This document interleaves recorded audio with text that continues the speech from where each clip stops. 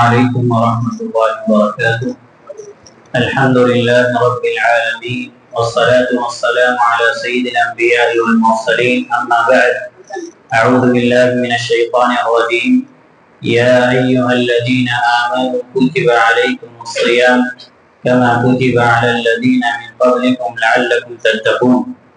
اللہ سبحانہ و تعالی ہم سب پر اپنی رحمت و برکت کا نزول فرمائے، ہم سب کی مغفرت فرمائے، اور اللہ سبحانہ و تعالی دنیا کے اندر بھی اور آخرت میں بھی ہمیں اپنے فضل و کرم سے عافیت میں رکھے، اللہم آمین۔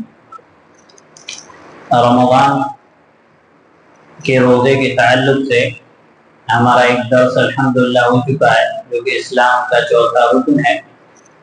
آج ہم اس چیز کو پڑھیں گے کہ رمضان کے روزے اللہ سبحانہ و تعالی نے ہم بندوں پر فرض کیے تو اس کے پیچھے کیا حکمت اور کیا مصلحت ہے۔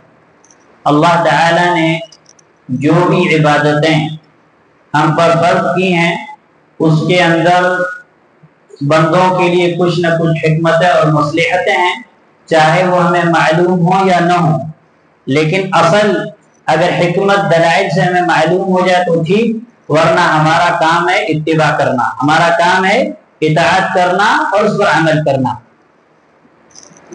درس شروع کرنے سے پہلے میں ایک آپ کو اہم بات بتاتا ہوں جو شاید آپ نے نہ سنی ہو کبھی، یا سنی ہو تو یاد دہانی ہو جائے گی، کہ ہم جتنے بھی اعمال کرتے ہیں یہ اعمال کیا ہیں؟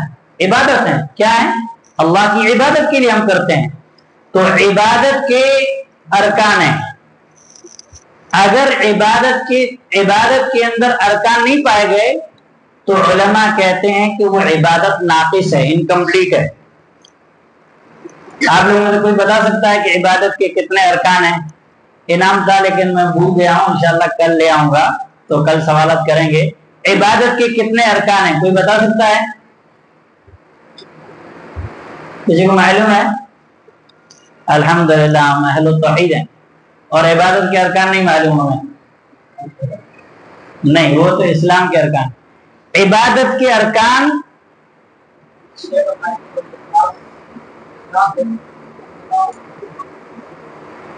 یہ عمل کی شرط ہے۔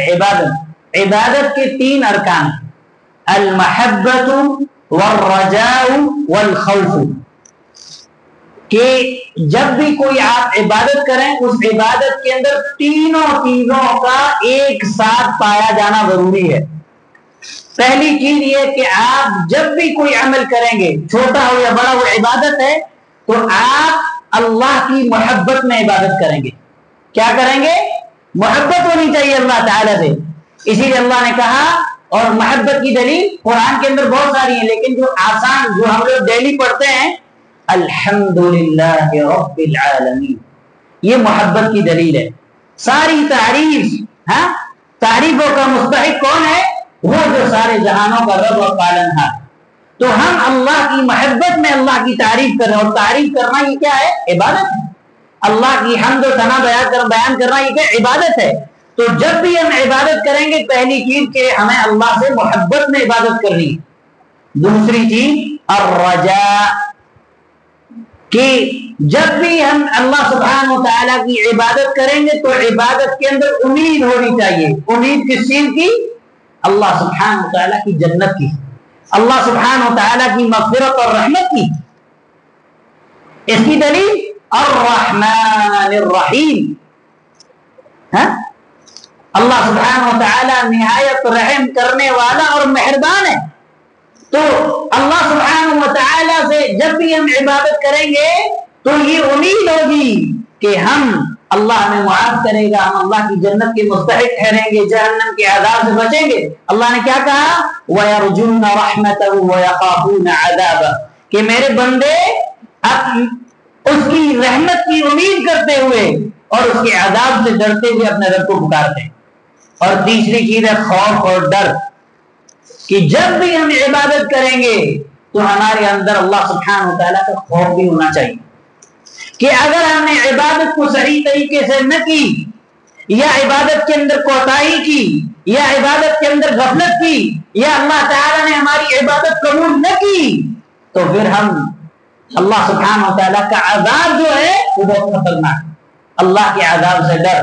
اور انشاءاللہ بعد میں پھر کسی موقع پہ میں آپ کو بتاؤں گا کہ اس کی کتنی اہمیت ہے۔ فی الحال آپ کو یہ 3 چیزیں یاد رکھنی ہے کہ جب بھی ہم عبادت کریں گے محبت کے ساتھ، امید کے ساتھ اور ڈر کے ساتھ۔ روزے کی جو حکمتیں ہیں اس میں سے پہلی حکمت یہ ہے کہ روزہ اللہ سبحانہ و تعالی کے تقوی حاصل کرنے کا ذریعہ ہے۔ روزے سے انسان کو اللہ سبحانہ و تعالی کا ڈر ملتا ہے، اسی لیے اللہ نے کہا اے ایمان والو تمہارے اوپر روزے فرض کیے، تمہارے اوپر روزہ فرض کیا گیا جیسے کہ تم سے پہلے لوگوں پر فرض کیا گیا تاکہ تم متقی بن جاؤ۔ جتنی بھی عبادتیں ہیں عبادتوں کا مقصد یہی ہے کہ پرہیزگاری اور اللہ کا ڈر۔ اگر ایک عبادت کرنے سے ہمارے دلوں کے اندر اللہ کا ڈر، اللہ کا خوف پیدا نہیں ہوتا تو سمجھ لیجیے کہ عبادت کا جو فائدہ ہے، پھل ہے، وہ ہمیں نہیں مل رہا۔ تو روزے کا سب سے پہلی حکمت یہ ہے کہ اللہ تعالیٰ نے روزہ ہمارے اوپر اس لیے فرض کیا ہے کہ ہم روزہ رکھ کر کے اللہ سبحانہ و تعالیٰ سے ڈرنے والے بن جائیں۔ اب دیکھیے روزے کے اندر ہم کتنی ناجائز کو چھوڑو، کتنی جائز چیزوں کو جو کہ جائز ہوتی ہیں، جس کو کرنا حلال ہے، لیکن پھر بھی ہم چھوڑ دیتے ہیں روزے کی حالت میں۔ تو روزہ انسان کو تقویٰ سکھاتا ہے۔ اسی طریقے سے دوسرے روزے کی حکمت یہ ہے کہ اللہ سبحانہ و تعالیٰ نے روزے ہم پر فرض کیے تو روزے دار جب روزہ رکھتا ہے تو اسے اللہ کی نعمتوں کا احساس اور شعور ہوتا ہے۔ جب اسے بھوک لگتی ہے، جب اسے پیاس لگتی ہے، تب اسے پانی کا اور کھانے کا احساس ہوتا ہے کہ یہ کتنی بڑی اللہ کی نعمت ہے۔ کتنے ایسے لوگ ہیں جو پانی سے محروم ہیں، کتنے ایسے لوگ ہیں جنہیں 2 وقت کا کھانا نہیں ملتا۔ تو روزے کی حالت میں ہمیں یہ احساس تکلیف ہوتی ہے، دوسروں کا دکھ درد سمجھ میں آتا ہے کہ جو بھوکے ہوتے ہیں وہ کیسے اپنی زندگی جیتے، جنہیں پانی نہیں ملتا وہ کس طریقے سے اپنی زندگی بسر کرتے ہیں۔ اور ساتھ ہی پھر ہمیں یہ احساس ملتا ہے کہ ہم فقیروں کے تعلق سے، غریب بھائیوں کے تعلق سے ہم فکر مند ہوں۔ جب ہمیں اپنی بھوک اور اپنی پیاس کا احساس ہوتا ہے تو ہم اپنی بھائیوں کے بارے میں بھی سوچتے ہیں۔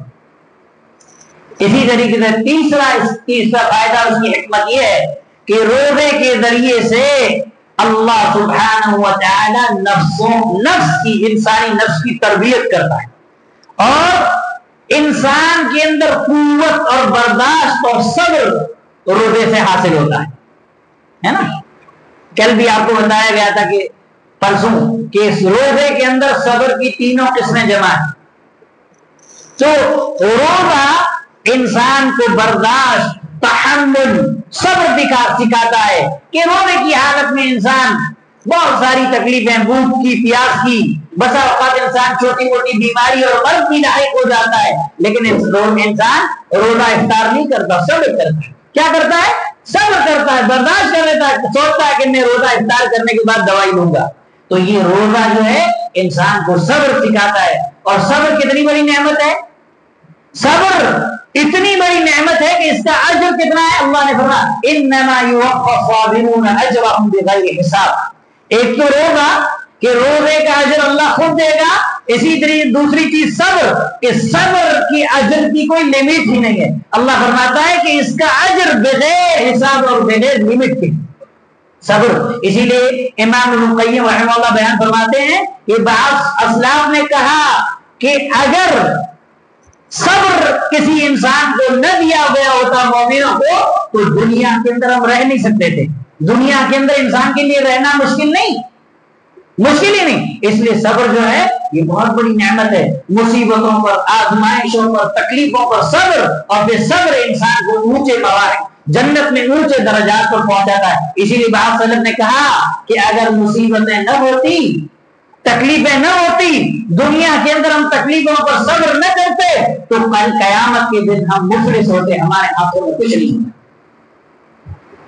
اور روزے کا چوتھا فائدہ یہ ہے کہ روزہ شیطان کے لیے مار ہے۔ روزے دار انسان شیطان پر کنٹرول کر لیتا ہے، اپنے نفس میں بھی کنٹرول کرتا ہے، اسی طریقے سے شیطان جو بھی دماغ کے اندر جو غلط خیالات، غلط تصورات یا گناہ کی طرف انسان کو مائل کرتا ہے، روزے دار انسان شیطان پر غالب آ جاتا ہے اور اس کی کچھ بھی نہیں سنتا۔ اسی طریقے سے روزہ جو ہے یہ رحمت کا سبب ہے۔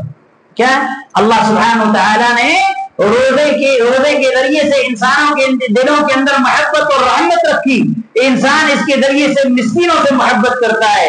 اسی طریقے سے میرے بھائیوں، روزہ انسان کے بدن کے اندر جتنی بھی بیماریاں ہیں، بیماریوں کا بھی علاج ہے روزے میں۔ کئی ایسی بیماریاں ہوتی ہیں جن کے اندر ضروری ہوتا ہے کہ آپ کا معدہ خالی رہے۔ کیا رہے؟ خالی رہے۔ پیٹ خالی رہے گا تو اس میں مرض کے اندر افاقہ اور آرام ہوتا ہے۔ تو یہ سال کے یعنی اندر اللہ ایک مہینہ جو ہم روزہ رکھتے ہیں، اس سے ہمارے جسم کی صحت کا بھی بہت بڑا فائدہ ہے۔ اللہ سبحانہ وتعالی بہت ساری بیماریوں کو اس کے ذریعے سے کیا کر دیتا ہے؟ ختم کر دیتا ہے، اور اللہ سبحانہ وتعالی اس کے ذریعے سے صحت، تندرستی اور قوت اور توانائی عطا کرتا ہے۔ ابھی دیکھو، اکثر بیماریاں جو پھیلتی ہیں، اگر ہم اس کا یا اکثر برائیاں، چاہے بیماری گناہ والی ہو چاہے جسمانی ہو، اس کا سبب جو ہے پیٹ بھر کے کھانا۔ پیٹ بھر کے جب انسان کھاتا ہے تو عبادت میں سست ہو جاتا ہے، غافل ہو جاتا ہے، عبادت کے اندر لذت نہیں آتی۔ اور اسی طریقے سے پیٹ بھر کے انسان جب خون کھاتا ہے تو پھر انسان جو ہے گناہوں کی طرف مائل ہوتا ہے۔ اسی لیے اللہ کے نبی صلی اللہ علیہ وسلم نے فرمایا کہ پیٹ کے کتنے حصے بتایا ہم نے؟ 3، ایک کھانے کے لیے، ایک پینے کے لیے، ایک ہوا کے لیے۔ اور ہم اتنا کھاتے ہیں کہ کسی چیز کے لیے بھی جگہ نہیں ہوتی، ایک دم حلق تک کھاتے ہیں۔ تو آپ علامہ قیم رحمہ اللہ کی کتاب طب نبوی پڑھیں گے، یا اسی طرح علامہ قیم رحمہ اللہ کی دوسری کتابیں آپ پڑھیں گے تو آپ کو اس کے اتنے فائدے ملیں گے کہ کم کھانے میں کتنی برکت ہے۔